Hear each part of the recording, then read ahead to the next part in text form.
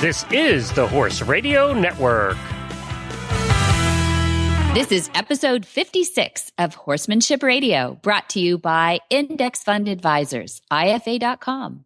Horsemanship Radio is part of the family of the Horse Radio Network. And today we share with you three men with a combined more than 200 years experience with their greatest teacher, the horse.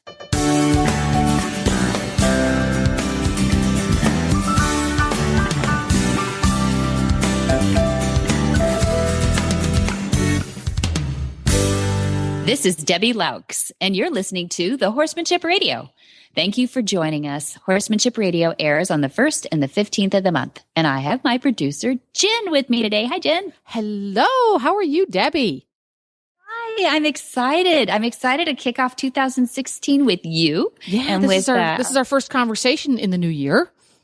It is. I've been listening to a lot of the other shows, though, and people should because they've been really good. What a great kickoff to 2016. Yeah, we have gotten off to an energetic start, and I'm really excited about having our guests on today who both have a connection to the equestrian phenomenon known as Road to the Horse. Have you ever been to that?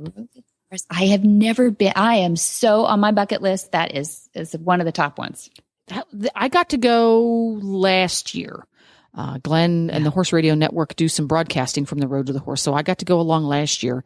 And how was it? Well, I have to admit, the first few years that Road to the Horse existed, I kind of poo-pooed it. Yeah. Well, I come from that whole English tradition. Yeah. And very pony club. And for many a year, the English world poo-pooed anything that had a Western cowboy hat on.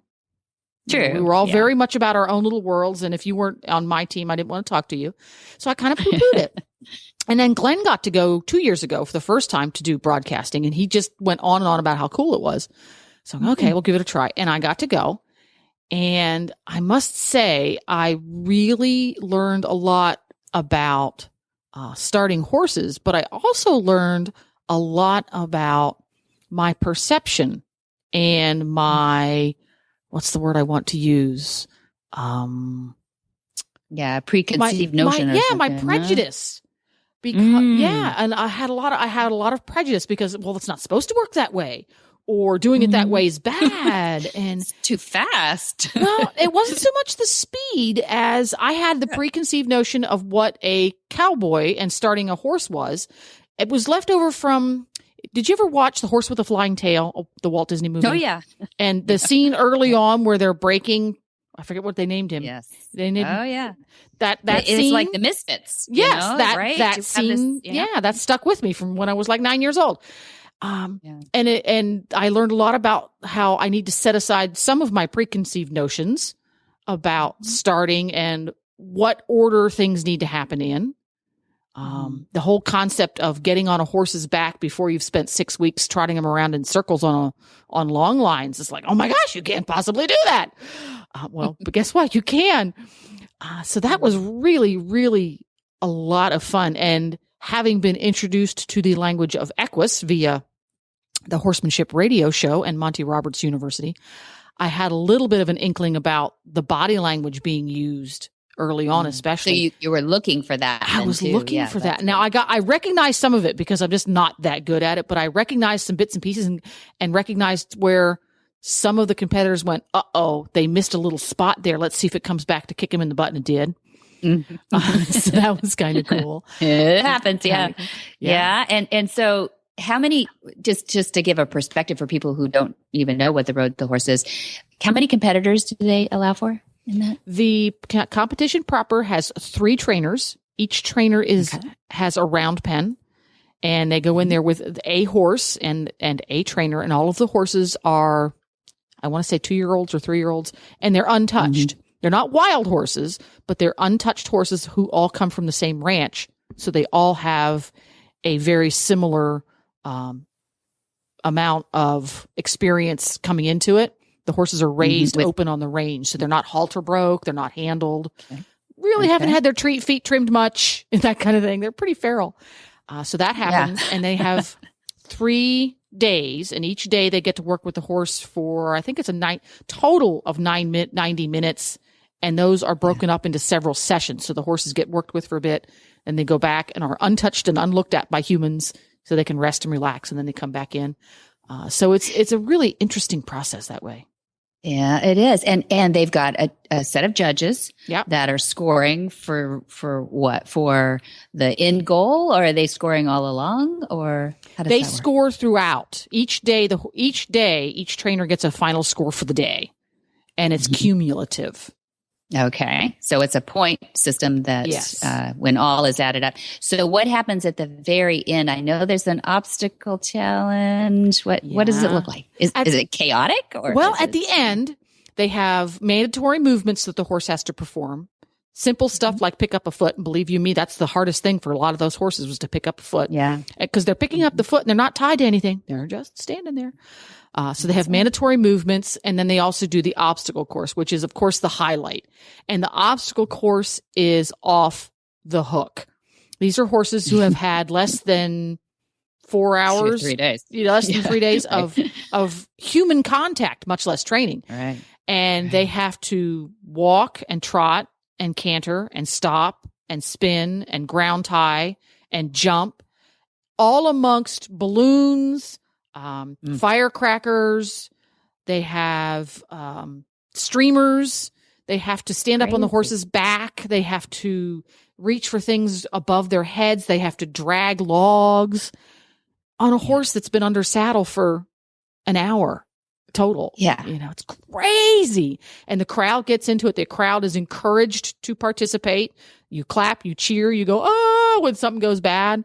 And this helps. This helps. Well, it's interesting would because a lot of times, especially early on in the competition, it gets very, very quiet in the arena because everybody's on the edge of their seat. And the trainers will oftentimes stop. The trainers are microphones, so you can hear them talking. And throughout the competition, they will tell you exactly what they're doing and why they're doing it and how the horse is reacting. So it's sort of a clinic of sorts too. So hello, mark that on your bucket list too. You get to go learn from these people. They will encourage the crowd to participate. Go ahead and cheer. Go ahead and go, because they want that horse to experience that stuff. They don't want it they don't want to put the horse in a bubble. They want it to experience all that stuff. And it does make a difference. And then that's, now that you say that, that's, I think, something that many, many, many of us as trainers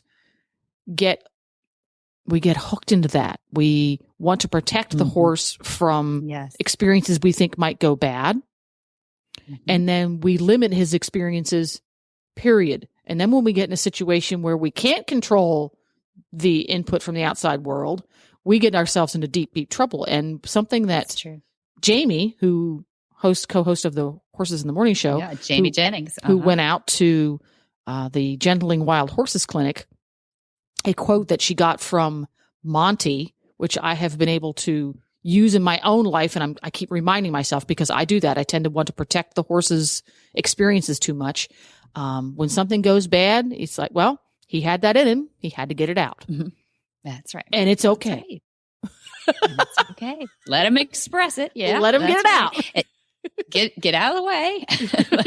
Let him do his thing. That's right. That's right. And we tend to bubble wrap. And we, we have this at the highest levels. Some people know of some of the experiences in the Olympics or in the, the world championships in dressage in Europe. Some of those riders have to walk because sometimes they can't even walk the horse back into the arena to get their awards because of the cheering. They don't prepare their horses for the cheering and the noise, and and that's a very highly disciplined to music structure, and they don't do all the preparation. So a lot of that's changing, even in the old world of dressage, because of contests like this, seeing that it is okay to desensitize, I guess is the best word I can think of, a horse to the problems. And the people who are participating, at least in the road to the horse aspect, having attended to that, those people are highly accomplished horsemen, not just because they're highly accomplished trainers, but they're highly accomplished competitors. And that's showing the generations coming up. And for people like me who have been doing this for a while and are looking for new ideas every day, you can be a world champion competitor in whatever discipline, yet still embrace this concept of creating a very well-rounded horse from day one. Yes, exactly. Like, oh, well, exactly. I'm not going to teach him about crowds and scary stuff until he's going to X level. Not necessarily. Right? Why wait? It just sounds crazy when we say it out loud, but this is the process that happens all the time. Yeah, it does. And I honestly do. I hope I'm not speaking out of turn on this, but I do get questions from people about every other month. I bet I get one that says, I don't understand it. How does my horse know that I'm going to be at a show? Why does he act differently when we're in show mode than when we're, not? And it's so funny. It's because we completely telegraph everything. First of all, we start braiding, we start doing the, soap and everything.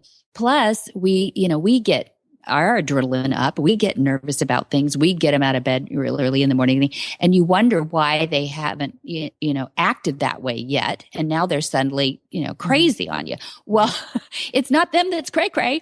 It's us that's forgetting that, we're telegraphing all this stuff and not doing it in a practice mode. Exactly. We don't even notice all those little things that the horse is completely tuned into. We don't even notice. They got fed breakfast an hour early. They notice that. The horse trailer moved. They noticed that. Exactly. The tack smells funny because it just got cleaned. They noticed that. Yeah. All that stuff adds up to a horse going, what the heck is going on here? I'm not going to act myself at all. What? And why is she complaining about that? Yeah, so you're right. So you got to practice. You got to do these practice runs. You got to, and this is some of the stuff that Jamie Jennings learned too. Her first experiences with Thor, which she's just going through. If you listen to some of those shows, she's doing her first competition. But she did learn back in the summer that all those things have to be lived through before you can expect them to be old hats at this thing, Yeah. So I love the Road to the Horse concept, and I love that it's been growing over years, getting better and figuring out the fairest way to do these things for the horses, figuring out how to balance those horse talents and sensitivities, and making a really entertaining thing for people to come and learn from, no matter the discipline too. So, all right, that's on my bucket list, and we're really fortunate to have Chris Cox, Jack Brainerd, and Monty Roberts here to talk about that because I know. Monty has been to some of these as a judge, but was kind of there at the early stages before it really developed into what it is now, which is a cool thing. And Jack Brainerd, 94 only, wrote a book. I love this book he just came out with called A Horseman Remembers His First 90 Years. Oh, cool. The cutest? Oh, that's awesome. And he's a judge on Road to the Horse. Hasn't missed one of them. Been a judge on first day. A great storyteller. Jack is a fantastic storyteller. Yes. Loving exactly. So people have to listen all the way through to this. And then Chris Cox, which of course he's retiring this trophy. I think he's won it 4 years in a row. He just hands down is the hand out there in the ring. From everything that you're going to hear today, you're going to understand why. He understands himself. He understands his way around a horse, and he understands the horse reading him better than just about anybody on earth. So it's going to be a lot of fun. All right. Let's hear from our first sponsor, IFA.com, and then we'll get right into it with Chris Cox. Hi, I'm Mark Hebner, president of Index Fund Advisors and proud owner of Monty Roberts Willing Partners graduate, He's a Sugar Bear. Investment portfolios are a lot like horses. You need to find one that best suits you, your temperament, and your stage of life. Some people might like an energetic horse and an aggressive investment portfolio, while others are more comfortable with a gentle ride and a more conservative investment portfolio. The trick is to find the one that's right for you. That's what Index Fund Advisors is all about, matching people with portfolios, risk-appropriate, low-cost, and globally diversified investment portfolios. You can find the right portfolio for you by taking the Risk Capacity Survey at IFA.com. That's IFA as in Index Fund Advisors. Or you can call us toll-free at 888-643-3133. That's 888-643-3133. Well, welcome. We've got Chris Cox and Monty Roberts on the phone. How are you two? Doing great. Well, I'm good. Doing great. I'm doing all right. This is Monty here, and Chris was there talking to. That's awesome. It's so fun to have both of you on Horsemanship Radio finally. I say finally because, Chris has been so busy in the United States mostly and winning everything. And then Dad, Monty's been on the road so much overseas. We hardly put you guys in the same country, much less on the same phone call. So it's my pleasure to bring you both together. And I'd like just to step back out of this a little bit and listen to you two talk. But I think what we would love to hear about is your common ground with Mustangs and your horsemanship of, well over 125 years or so combined, and a little bit about the future of where you go from here, Chris, after winning undefeated now 4 Road to the Horse World Championships. I'll let you take it from there. How you doing, Monty? I'm doing fine, Chris, and I can't begin to tell you how excited I am to talk to you today. I'll get into that later, but Debbie asked you, where are you going from here? And I would really like you to visit with us about what do you see? Where are you headed? What do you want? Because the world is your oyster. Mm-hmm. Well, it's the public and the horses have been very good to me. I'm very blessed. Been able to grow up in an environment like that, and I've kind of come to another time in my life, Monty. I'm almost 50, and I've got a young family. I started family late. I've got 2 beautiful children, and I'm spending time with them a lot.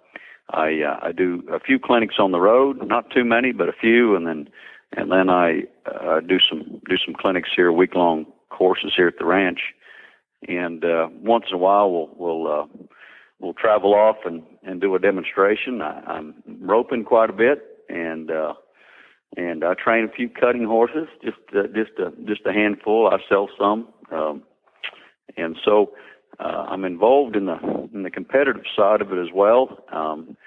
I've gotten to the point in my life to where I realize how important it is for me to be able to help somebody. Now that's taken me 30 years to realize that. I felt like that, I wanted to go out and compete, and I felt like I was kind of robbed of a lot of that competition until a lady got up in a clinic and said one thing to me. She said, all the gold buckles that you win or whatever you win will not mean as much as you helping us overcome our fear and learning about the horse. Mm. And so I thought about that for a while, and it soaked in, and and the people that you've helped over the years and the accomplishments that they've been able to achieve through the success of you helping them and your techniques and your guidance is very, very self-gratifying. And I'm at the point in my life to where I enjoy that. I enjoy helping people. I love horses. I love horses more today than I ever have. And because I've become so much of a student of the horse that every day is just like waking up, in paradise and just going out and trying to get as much information as I can. Oh, Chris, with my daughter Debbie on the phone, she might be the number one person on the face of this earth to understand how gratifying it is to hear you say those words. Absolutely. Debbie, absolutely. Yeah. I won, Chris. I won 9 world championships, and I've got all these buckles, and those saddles are up there on the roof, and it's wonderful. It's really great, and I'm so pleased with the time that I spent in competition. But I want to tell you, Chris. I'm so sad to hear that you're getting to be 50. I mean, come on. It's terrible you getting old like that. 50. Do you know, Chris, the last words of my autobiography, which was The Man Who Listens to Horses, last words went into that thing in 1991. And in 1991, if you put the curtain down right there, more things have happened to me, gratifying-wise, since 1991 than happened before 1991. And in 1991, I was 56 years old. So I want to announce to you that God willing, and you stay healthy, you've got another lifetime ahead of you. And I recently toured England, Germany, and Denmark. And I was gone, 60-some days, 80 days or something. And it was a fantastic tour. And I want to tell you, I didn't know that we were going to do this conversation. But you were on my mind the whole time.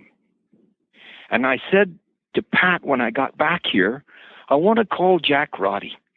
And I want to see if I can get together with Chris and his wife and Jack and Donna. I want to rent a motorhome or something and go up there. And so I called Jack.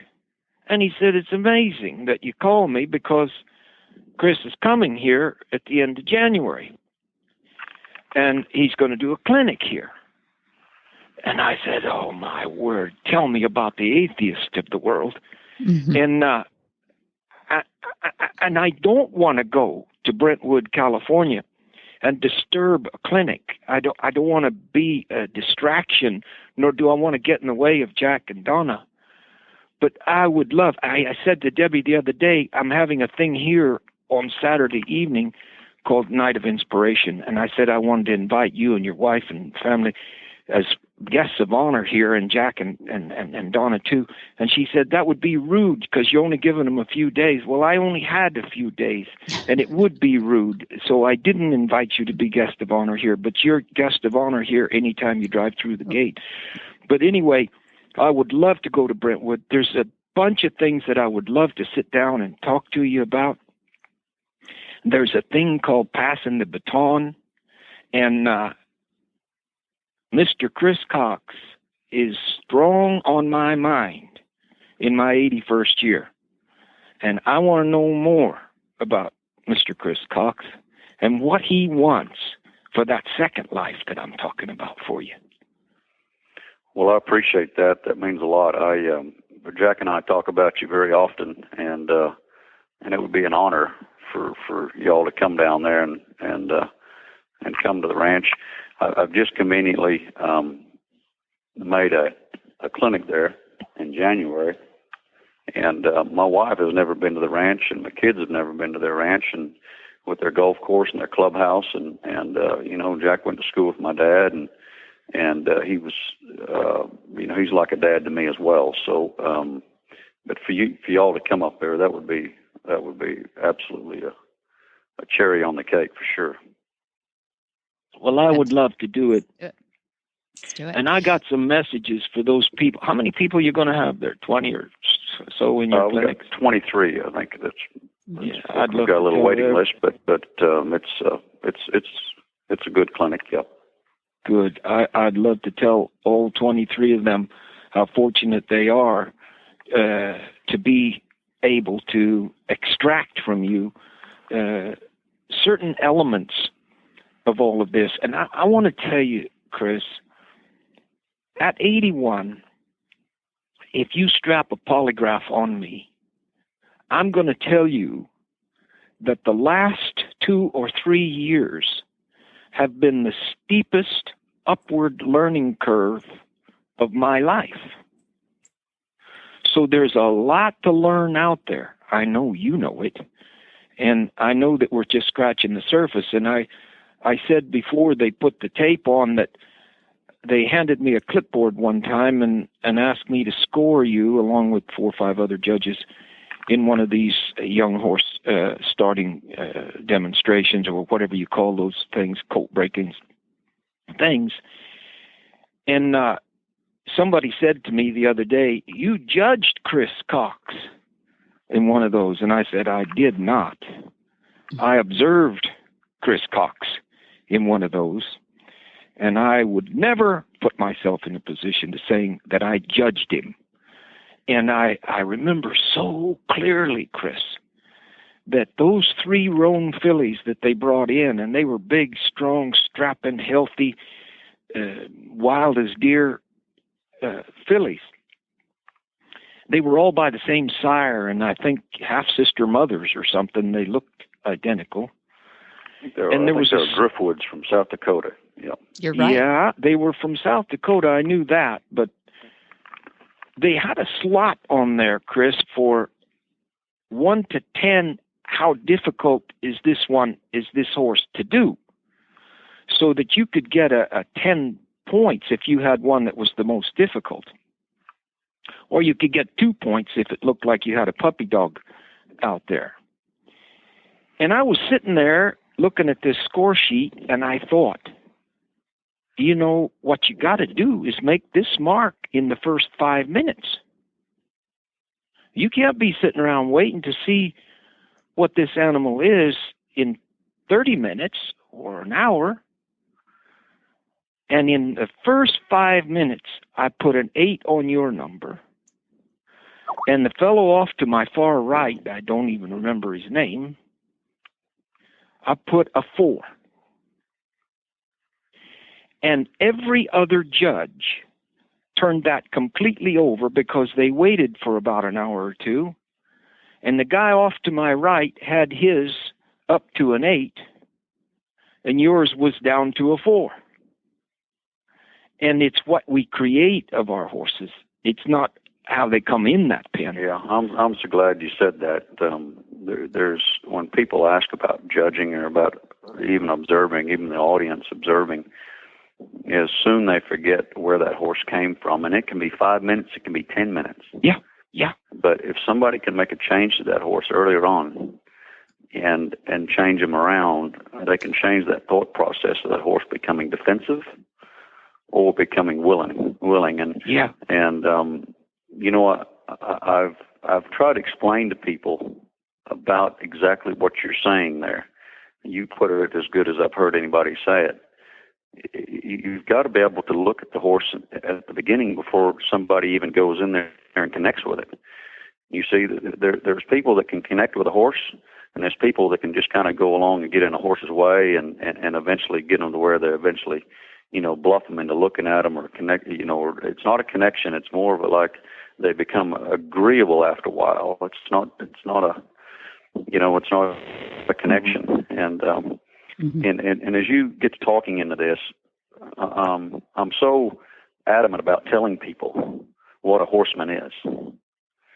A horseman is somebody that can read and understand the thought process and the body language of a horse and instinctively be in timing with the response they're looking for.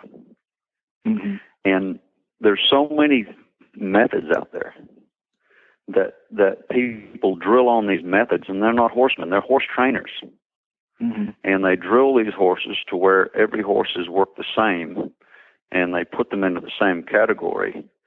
Mm-hmm. And they're not using horsemanship with the thought process of reading the animal.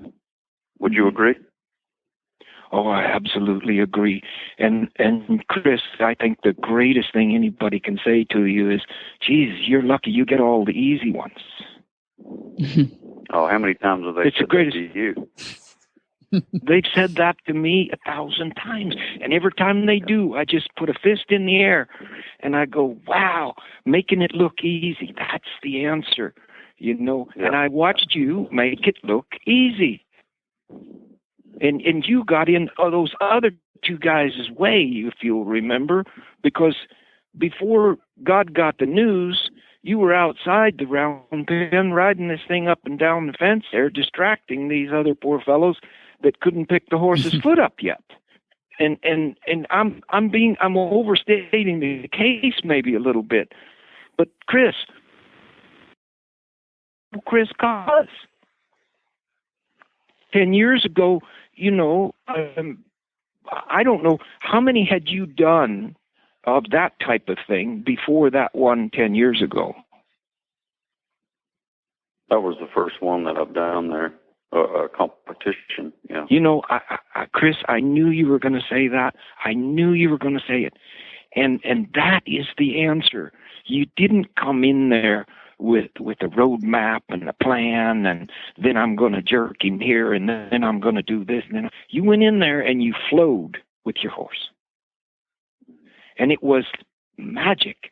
That filly found you, agreed with you, let you get the job done, And it was embarrassing how much better it was than those other fellows. And there's nothing wrong with these other guys. They'd just been looking at their grandfather's work too long and demanding from the horse and like you just said, forcing the horse or having a plan that the horse didn't understand at all. And this guy off to my right, he wanted to pick up a hind foot right away. And that horse didn't want him to pick up a hind foot. And he just kept fighting that picking up a hind foot till pretty quick he had the horse mad about everything he did. Yeah. And Chris, and someday, and you have a lot longer to do this than I do, someday you'll look at somebody in the next generation and you'll say, look at them go by me. Because I'm watching right now while you still have a body that works and you still get on. You know, I never did a demonstration for the public until I was already 55 years old and had 5 back surgeries, and I couldn't get on my own horses anymore. Mm-hmm. I never did a demonstration for the public when I could still get on. But, you know, I don't want to fight the thing that I should have started earlier. It happened that way. I was in competition and as long as I could. And now you're having fun with your competition, and you don't have to win the buckle. You want to win the buckle. And, you know, the more things you do right, the luckier you're going to get. Well, I appreciate all those compliments. I've got a question for you. Earlier that you said that that in the last 2 years that you have learned so much. And I'd like to ask you, what are some of those things that you think that has made such a difference? And maybe it's the same old thing and you looked at it differently, or... Well, one thing that's kind of unique where I'm concerned, Chris, is that I have this herd of wild deer. And I've been working with this herd of wild deer. Yeah, that was going to be my next question. I read in the Western Horseman, I'm talking about 30 years ago. Uh-huh. Would I be correct? 35 years ago? Yeah. 35 years ago, yeah. I read in the Western Horseman, there was an article on you communicating deer. Now, that was... It was a long time ago. You've been doing this for 40 years. Yeah. And I remember as a kid in Australia picking up a Western Horseman and reading your philosophy with horses and your timing and your pressure and release and all that on these deer. So I'll let you take over on that. Well, Chris, you above all on earth would understand this. There was an old doe with losing her teeth, and the coyotes were trying to eat her on the ground, and I just had an idea to save her life. And I started working with her, and I discovered that their language and their response, their behavioral patterns were identical to the horse, except that they were sensitive about 100 times more than the horse. And so I wanted to touch this old girl, and I worked for 6 years before I touched her. And on a given night, Chris, I was up there, my pickup was parked over there, and she was there, and I had been losing her for a week at a time because of something I did. I didn't know what I was doing wrong. And I would bring my hand back from reaching out just behind her shoulder and trying to touch her there, and she didn't want it, then bringing my hand forward, and I'm going to touch her on just up at the point of her shoulder, and all of a sudden she's gone for another week. It would take me a week to get back where I was. And I know this is ridiculous, and I know it's insane to do this, but I was obsessed with it. So I kept going. And one night I was sitting there. It's a good moon, and I can see, and I'm moving my hand, and I started to think about moving my eyes to where I wanted to touch her, because I want to look at my hand when it touches her. Well, I thought to myself, when I move my eyes, she's going to go. That's what's been, I made this mistake so many times, it's hitting me on the head now. Don't move your eyes. So I left my eyes right where I was looking at the back of her shoulder, and my hand could feel, went up there and touched her on the neck. And this was the first time that, according to the wildlife experts, any deer that was raised in the wild, never put in a pen or raised on a bottle or something like that, had ever been touched by a human being. That's what my university people told me. Well, it was as though this old doe said, well, for crying out loud, you finally got it right. And I left her, told her how much I loved her, and I left her, and I went and jumped in my pickup and drove off the hill 50 miles an hour, went to the round pen, turned the lights on, and I started getting horses out that I'd been having a lot of trouble with. And I had about 60 head of horses in training, mostly thoroughbreds for the racing industry. And I had some snakes. And I went right to the worst one and worked backwards. And I was doing incredible work with them in 5 to 6 minutes time that I couldn't do in a week before. And it had to do with my eyes. And now, in the last 2 years, these deer have taught me so much, because one thing leads to another, and it's like a snowball. When you start learning, learning gathers, and it just keeps building. And I have a young student that came to stay in my log cabin here and learn from me. It's a female lady, 30 years old. And Chris, I have now touched 14 of the 24 deer in this family group, rubbing them on their ears, rubbing their heads and necks. And this lady came and sat down behind me, and they stayed about 50 yards from me while she was there the first day. The second day they came up to me, and I said, just say hello. And she said, hello, and they went 50 yards away again. And she was here 16 days, and she stroked 8 of the deer in this herd of 24. Now, why is that? It's because learning begets learning. And once we learn one thing, then it's easy to learn 2 more. And once we learn the 2 more, it's easy to learn 4 more. But we have to open our minds and be observant of everything that happens, the little things that make a difference. You don't even know what you don't know. You don't even know what you do know. It's in your DNA. It happens. And people will say, why did you do this? And you say, I didn't even realize I did that. How many times have you heard that one? And you have that potential.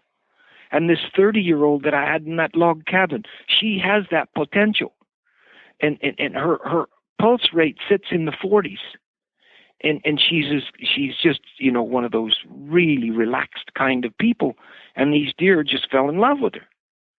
Well, those are potentials. Those are people that have the potential. But, Chris, I think a lot of people have those potentials and they fight them off. Yeah. No, I agree. So they don't look into it and see what they can do, with their gift. Yeah. I would love to spend more time with you. I would love to show you what this learning curve of mine is all about, so that you can jump on that rung of the ladder wherever it is. There's some rungs way above me that you've already made. But I understand that, and that's wonderful, because you're the type of person that can carry this thing on and make a difference for the horses of the world, for the balance of our time on Earth. Well, I appreciate that. I think that a lot of people have a hard time sometimes understanding the in-depth that goes into communicating with an animal, and how much discipline that you have to be able to control your emotions. And I think that's a big thing, is knowing how to control your emotions and knowing how to stay, because they perceive you, you've heard it many, many times. Your horse acts the way you do. Yeah. And how many clinics that we've had that somebody's hyper and uneasy, and the horse's feet are moving all the time, and they're, and they're all over the place. They're looking everywhere, and well, look who's handling it. A lot of the time it stems from our personalities, and on the other perspective is the low energy and it can translate into that as well. So, and I believe, this is what I believe. Now, I've never told you this before, and it might be a little in-depth for somebody, and it might be a little stupid for some people, but I think it's real. I think horses are on this earth, and it's God's gifts to us to be able to. There's a lot of answers. There's a lot of things that a horse can teach us about the world and how to live. Wow. And how to communicate. And that's the missing message. As we go on into more and more technology, and these horses have been around for thousands of years, the horse is still around and has still been a vital part in the human, and as far as whether it's communication, transportation, whatever it is, the horse is still around. And even today, it's more important. The horse is going to play a more important role with our wounded veterans, with our handicapped, our mentally ill, with all these things that are going on with common people like myself that get inspired in working with an animal. And if we open ourselves up, and like you and I do, and we've created a lifelong journey doing this. We open ourselves up as a student, not with ego, not with a chip on our shoulder, not with trying to show off, but learning on what this horse or this deer can tell us and show us. There's so many answers. There's so many answers in that message that, and one of my goals is to be able to share that with the world the way you are, and to be able to get it out there. But I tell you what, they're not going to go away, and a horse will tell a lot about somebody. And I tell people all the time, when you come to my clinic, whether you know it or not, I'll know you better than your husband or your wife or your children before you leave. Yeah, I know your emotions, I know your personality, all of those things, because the way the horse, it tells me, and the way you go at your horse, the way you handle your horse, the way you ride your horse, the way you communicate to your horse, all of those things, you can tell so much about the human. Would you agree? Chris, you have no idea how golden those words are to me. All through the 40s, Chris, and way into the 50s, when I was winning championship after championship and trying to show people, but I hid it because I got beat up so bad for it. Everything that Chris Cox has done in those 4 events that he won, everything that you've done while I was in my young life was ridiculed. They said it's voo-voo. It wouldn't work. He's cheating. They've been given something. He's blowing something up their nose. I went through death threats to pave a road for Chris Cox. I didn't know it was Chris Cox at the time. And there's others too, Chris. You know it, and I know it. There's some good kids out there.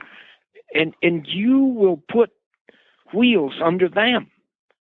You will prop them up way more than I am. I am an outcast because of my early life when I was ridiculed so hard.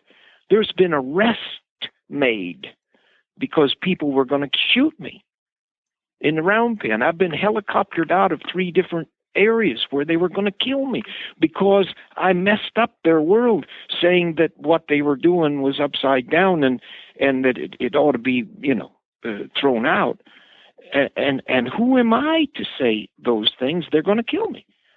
Well, you won't have to go through that because of what I went through, but you have some of it, and you already have, I'm sure, had some of it.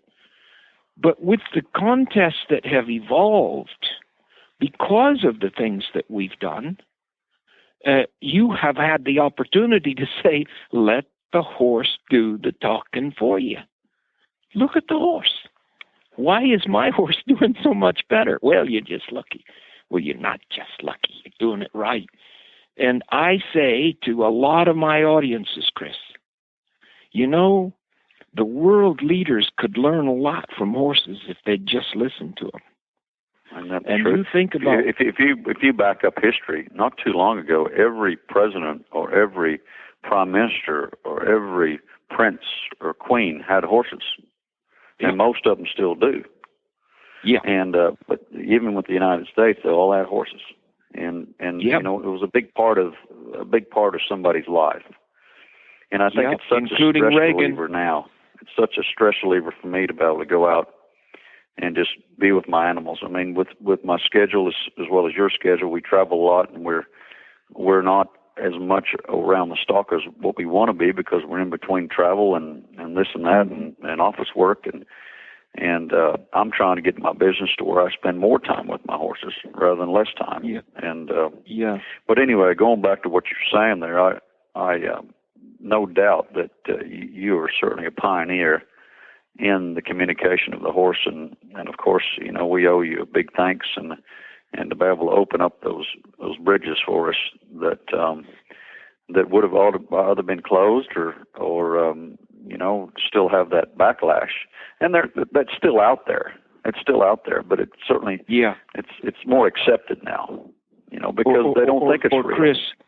Chris, if you look through my eyes at it, don't I owe you a big thanks?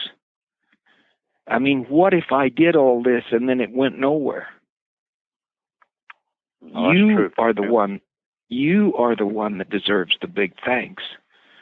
And other students that are coming along, the Philip Rawls of the world, and the Zane Davises, and the Ron Rawls, and you know, the list of people throughout about 6 different disciplines that have gone and won gold medals in the Olympics or international races and things like that. The list of people that have locked on to me and done my thing, and they hide it, Chris. They hide the fact that they've done it. They're embarrassed that they changed so much because the rest of the world didn't want them to change yet. They weren't ready for it. And now you have broke open the door with competition that allows people to say, hey, yeah, I took that up. And don't you find it peculiar that so many people bring you horses and then go home and do the same thing that they did before, and you say, why wouldn't you try the way I showed you? Oh, yeah, that's disappointing for sure. It's but tough. you know, one of the hardest things, especially a man, one of the hardest things it is for a man to do is take his ego or his pride and put it aside. Yeah. And try something. Chris, I heard this said so many times. Look, you bastard, you can say I'm wrong, but you can't say my daddy was wrong. And they live with that ego, that tradition, so hard. And I've done 2,750 non-loaders now. And I haven't had yet, I'm knocking on wood, a failure. And I've got some kids that time them now and all that stuff. And I work with them for about 8 minutes away from the trailer or the truck. And then about 8 minutes. And then I go over there and then I fiddle with them around the ramp for a little bit. And then I say, now it's time to load. And they can punch their watch then. And it's about 4 seconds average. And some have taken 15 or 20 minutes. But it's about 4 seconds on average that they walk into the vehicle. Now, then you go around the world and you see that none of the other clinicians that do these remedial non-loaders are using my techniques. Well, I want to tell you something. If I see something that I think is a better way, that'll be my way tomorrow, and I will steal anything I can in favor of the horse. And I have stolen from Richard Shrake and Ian Vandenberg, and I've stolen from so many people. But particularly, I have listened to the horses, and I know you have too. Yep, exactly. No, that's good stuff. And I can't begin to tell you how happy I am, how forthcoming you were and open with your thoughts and your ideas. And boy, oh boy, do they sit in unison and synergistic to how I feel too. Well, good. I appreciate that. I thought so. So that's great. It's really good. Thank you both.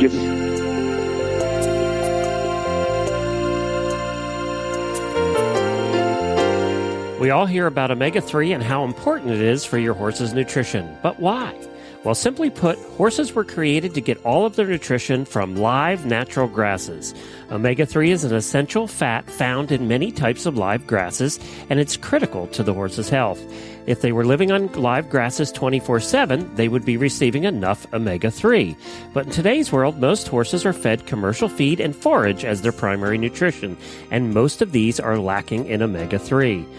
That's where Omega Fields comes in. All of Omega Fields' flax-based products provide a balanced, essential profile of omega-3, 6, 9, and may be helpful in alleviating problems related to skin, coat, hoof, joint, and sand colic.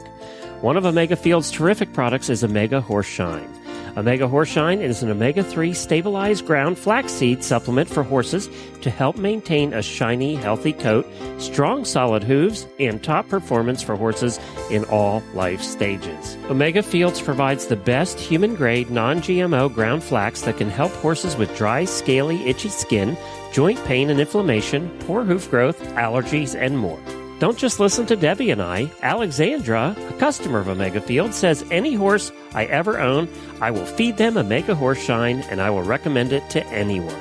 You can get your Omega Horse Shine today at omegafields.com, or just for our listeners, get 15% off using the coupon code Monty2015. All one word, it's Monty2015 for 15% off your next order at omegafields.com. That's omegafields.com. At 94, Jack Brainerd still leads an active life.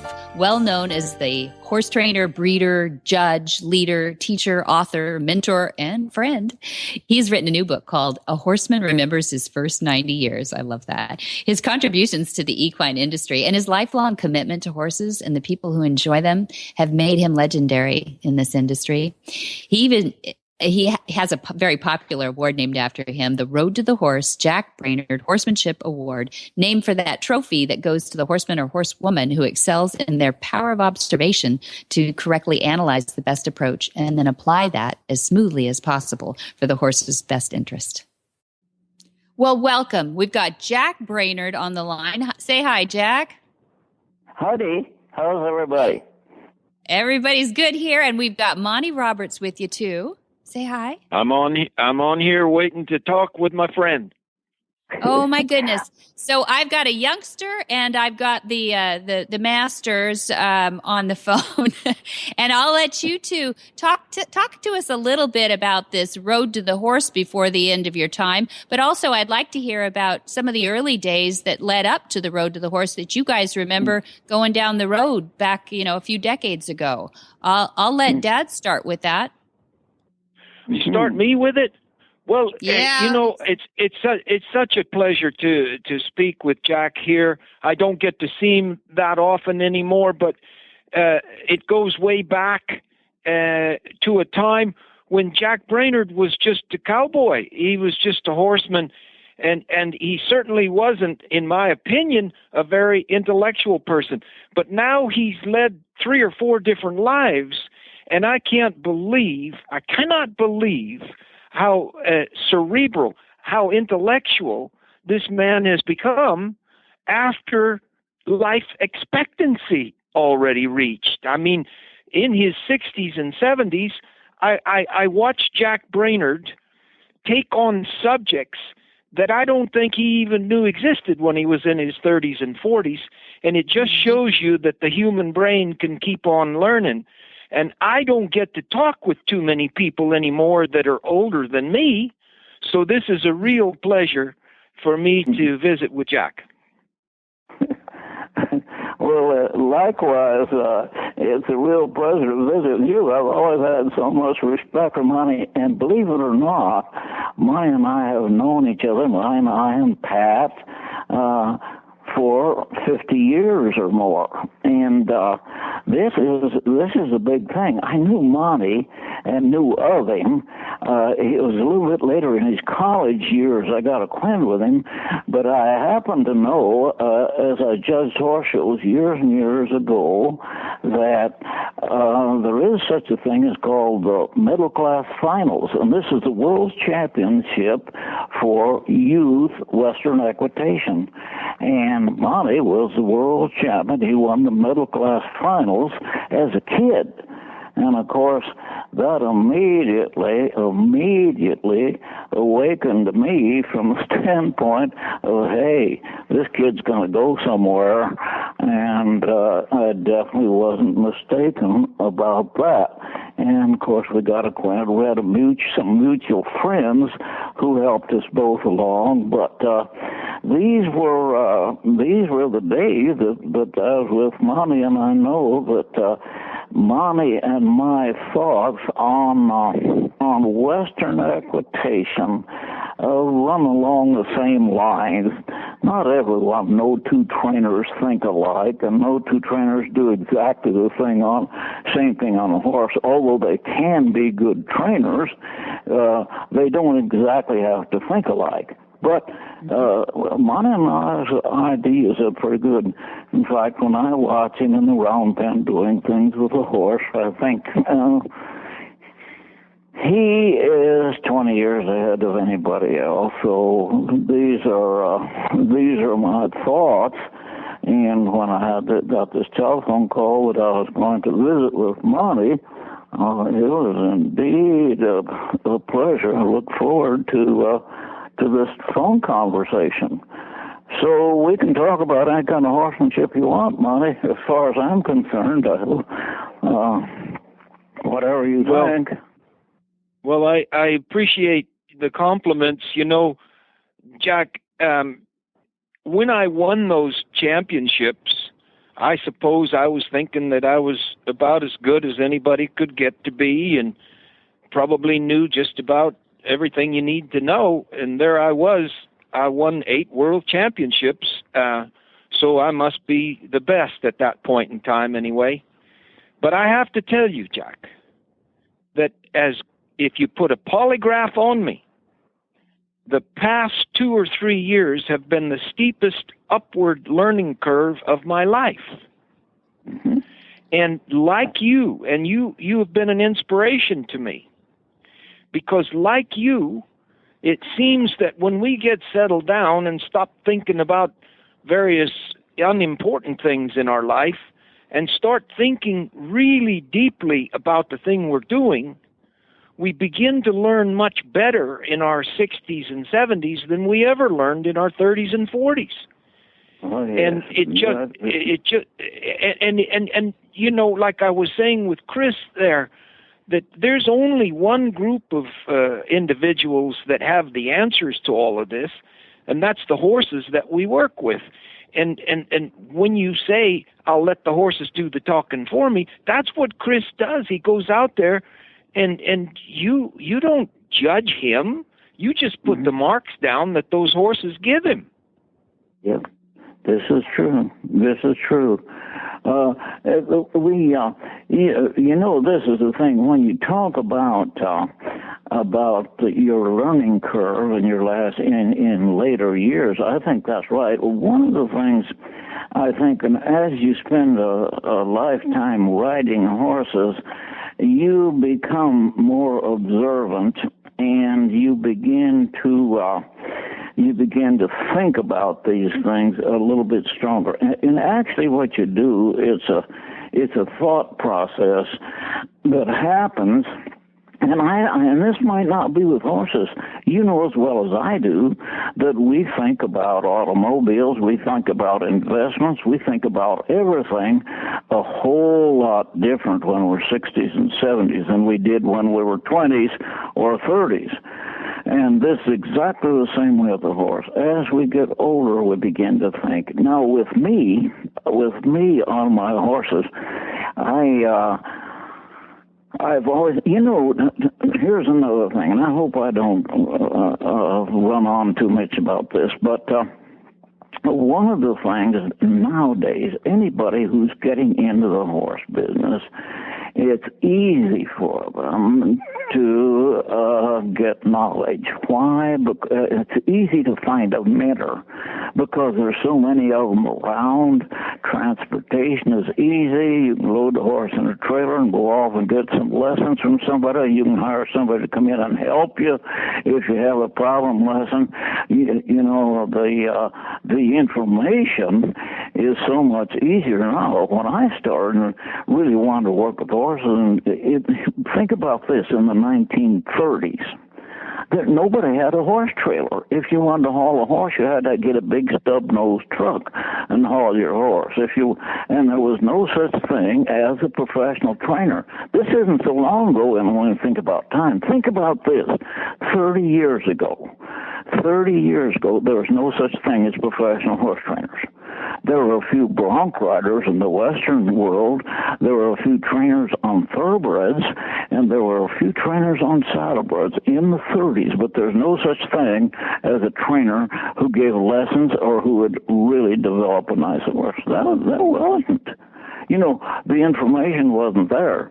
But as it's come along, and it all happened, if you want to know the truth, it all happened when the quarter horse come along, because then we began to have competitions, and then we began to have money entering the picture, and here is where it started. You must remember, in early Americas, there were no good Western horsemen. They didn't come along clear up until the 1940s. Isn't that a strange thing? You know, we had cowboys in 1890, which is the end of the trail driving days. In the 1900s, big ranch deals. In the 1900s, grew up until the 1930s, or the Depression years in the 1930s. There were cowboys, you know. There were lots of cowboys out there, but they didn't have a clue about a horse. Do you think any one of them would know what a lead change was?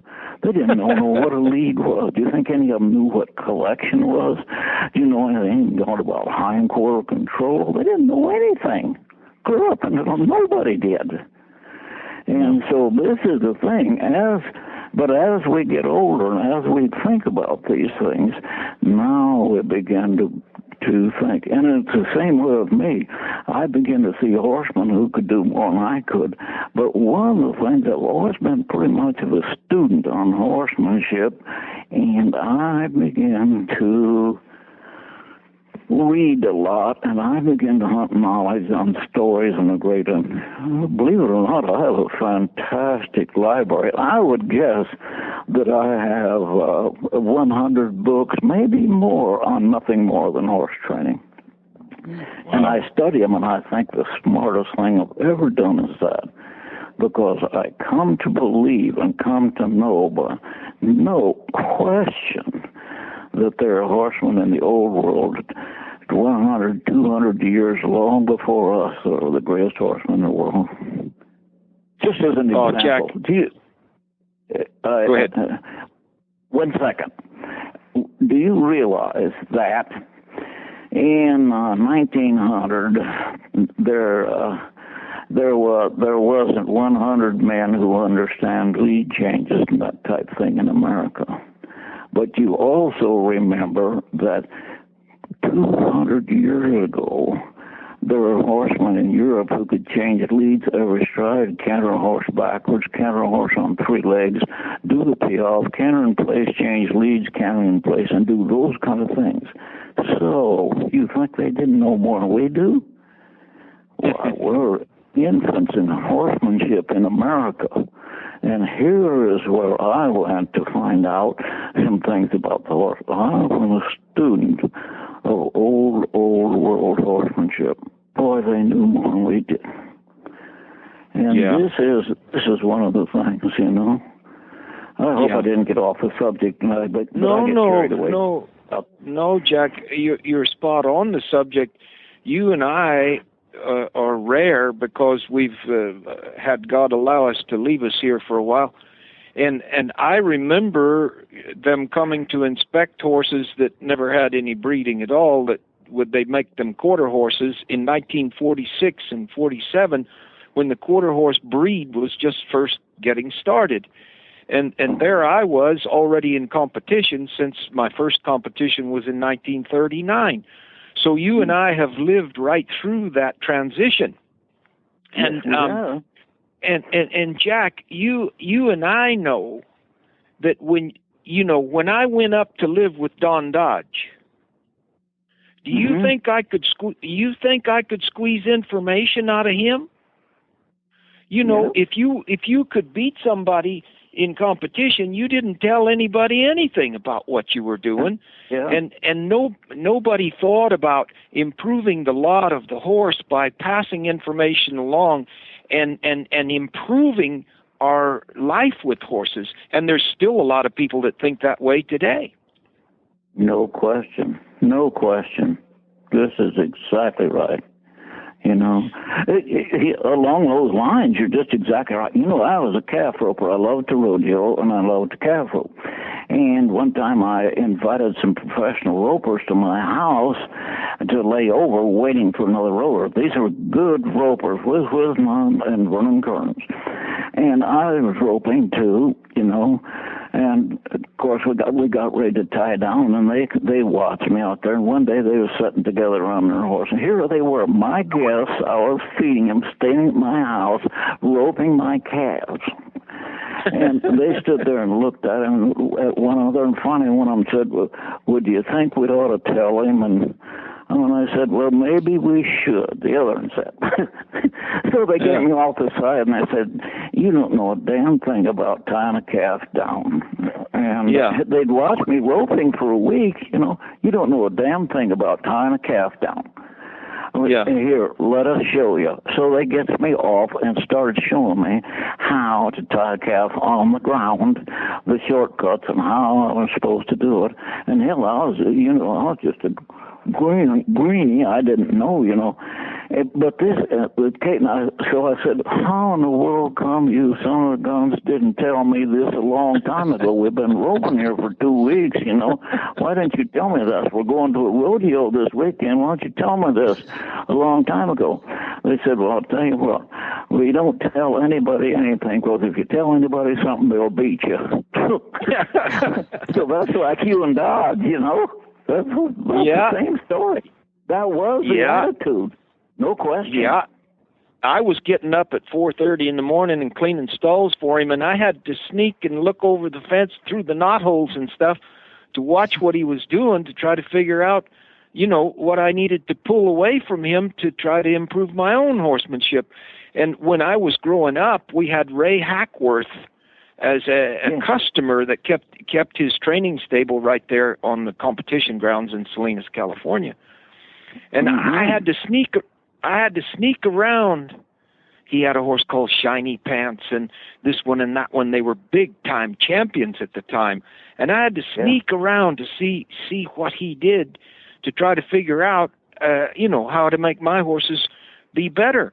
Well, somewhere along the line, we've learned the value of education and the fact that everybody can rise on the same tide, and that there's a certain amount of gratification in leaving behind you a better generation than the one you were born into.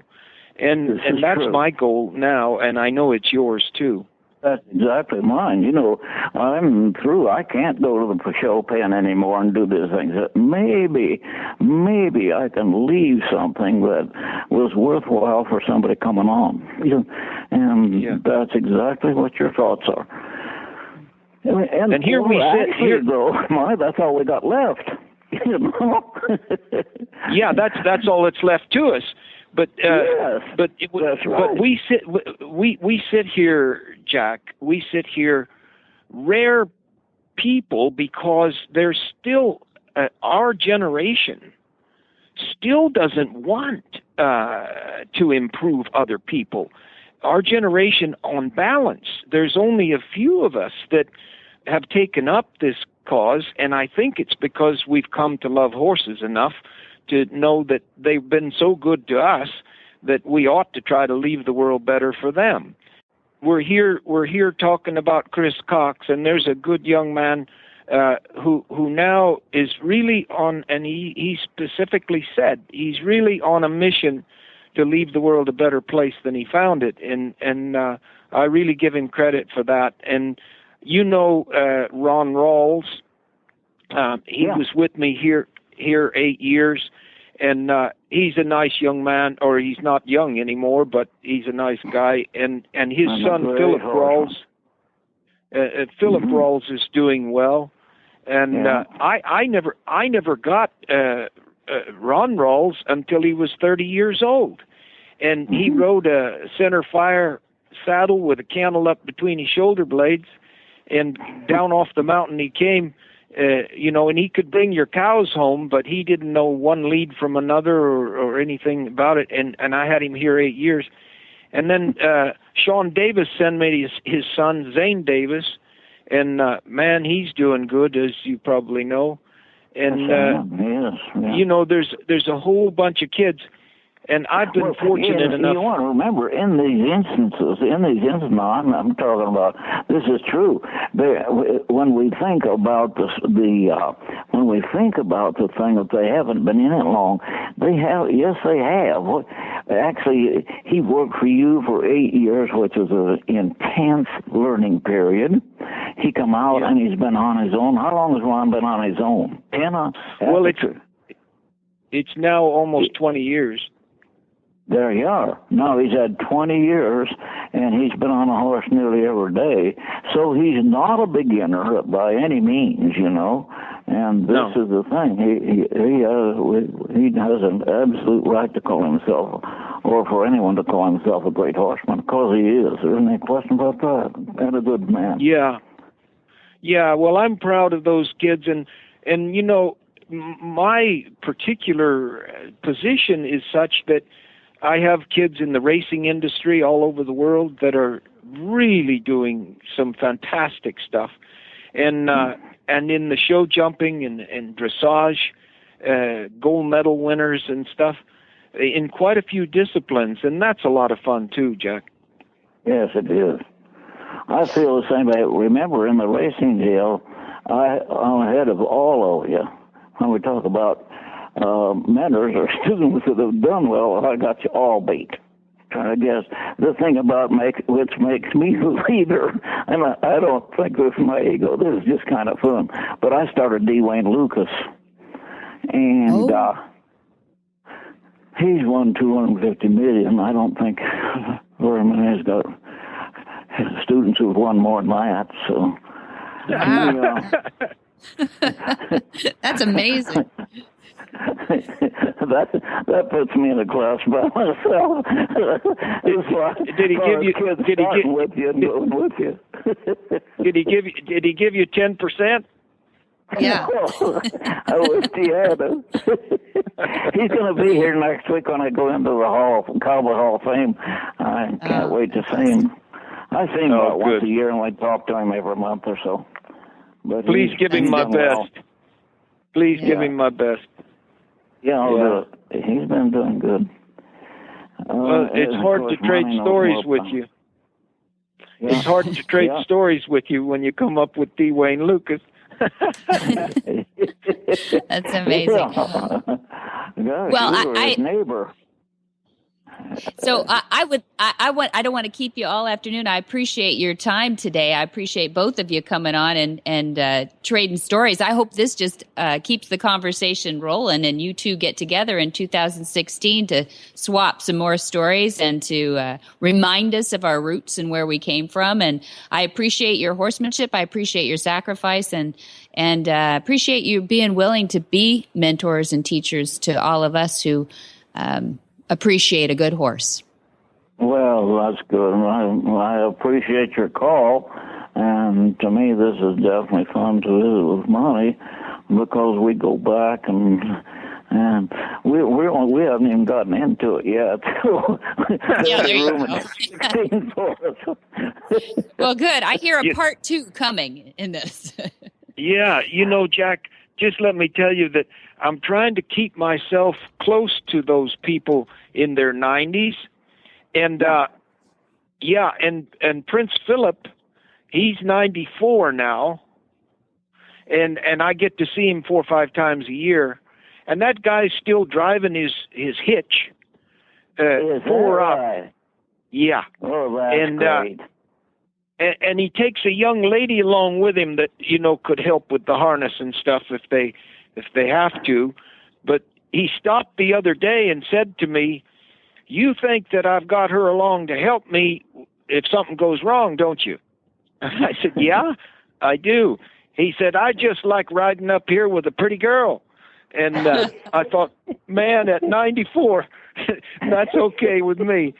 And then I got a call the other day, Jack, that the Queen wants me to come and help celebrate her 90th birthday in May of this coming year, of this year. Yes, not an invitation.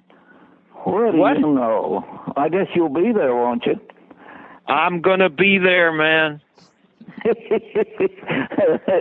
Oh, bet that's right. Isn't that wonderful? All right. Well, hey, I thank you both. I'm going to sign off now and let you get back to life because you got a lot to live yet, right? Okay. Yeah.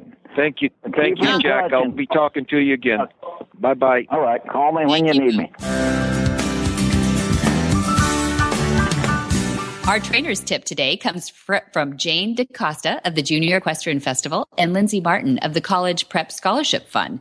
And together they do a tip about kids and horses. I think Lindsay, if I could speak for both of us, I think that Lindsay and I our pet peeve is that when a child does not thank her mount for the service that he has provided her. A pat on the neck after the job is done, running up your stirrups, walking him off. That is our number one. Sometimes we see that kid get off and just walk away from it like it was a service, not like it was that, lucky enough to have that mount. Good for you. That's an awesome tip. Yeah, that's a really good one to get the kids appreciating what they've got under them too and make it more of a relationship. Yeah. Right. Because every ride is a good ride. Mm-hmm. Yes. And actually last year, my judge at CPI, Michael Page, actually made them all pat their horses when they lined up. And if they did not pat their horses, they were eliminated. Ooh, that's serious. He is very, you have to, it's so much people ask, at the end of the day, the things that makes this horse show go great in this program are the horses. And, people are very kind to provide their horses for this type of program. Yes, I do lease them from them for the weekend, but still they're giving up their horse. They're giving up their own time. So it's important to remember that. Another thing I really stress with the kids at the barn and kids that have participated in IEA is you never say anything negative about a horse you've been on because you don't know who's standing near you. Mm. And it's just you don't ever want to be that person. Mm-hmm. You thank the person very much and you walk away. If you didn't have the best ride, it's the luck of the draw. Mm-hmm. And even if you didn't have the best ride, there's got to be something learned from that ride that you can take and go forward with. Mm-hmm. Yeah. Excellent tips. Excellent tips. I hope all those students out there listening take that to heart because I love it. Good for the horse and good for the people. Excellent. Yes. Hi, I'm Monty Roberts, and I'm dedicated to training horses without pain. You can learn to do it too on my Equus Online University. Western, English, the beginner, or the advanced rider. It doesn't matter. You can connect with other students online too, on our forum, and there's a new lesson every week. It's a lifetime of learning for you on my Equus Online University at montyroberts.com. What in the wide, wide world of sports is going on here?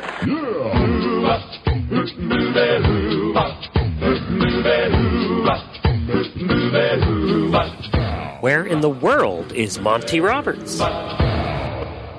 Monty is looking forward to meeting some new friends, two-legged and four-legged. In March, he'll be in England on an English tour on March 5th, 11th, and March 19th. And then in April, he'll be in Wilhelmsborg, Denmark for the 9th. And then in Germany, he'll be there on the 21st of April, the 23rd of April, the 30th of April, and then into May on the 5th of May, and then actually Austria on the 7th of May. Then we jump back to California, where he does a very special training that he does with Portuguese translation. He speaks English, and we have a translator who comes up from Brazil, and that's July 17 through 21. And then he does his own special training on August 1 through 5 of 2016. And then we have that very special Gentling Wild Horses course that Jamie Jennings took last year, and that this year will be August 22 through September 2. That's 2 weeks long. That's a whole bunch of stuff, and you can see it all at Monty Roberts' website, montyroberts.com. If you want to go old school and speak with a lovely human being, you can get Monty's calendar at 805-688-6288. And for more details about today's show, you can find it at horsemanshipradio.com, where we will have links, photos, and more information about our guests. And we love feedback. That's how we know what you want to hear, folks. Please follow us on Facebook. You can just go to Facebook and search Monty Roberts. And Monty Roberts is a Twitter. Yes, he is. Monty _ Roberts. He tweets. And you can get the app to listen to all of the Horse Radio Network shows, including Horsemanship Radio, for your Android or iPhone. Go to your app store and search Horse Radio Network. Download it today. It's quick, it's free, and it's easy. Easy. That's the best word. And many thanks to our sponsors. We've got IFA.com, Omega Fields, and Monty Roberts University. We thank them for making this possible. And be sure to visit all the other great shows, too, on Horse Radio Network at www.horseradionetwork.com. Until next time, have many happy horse hours.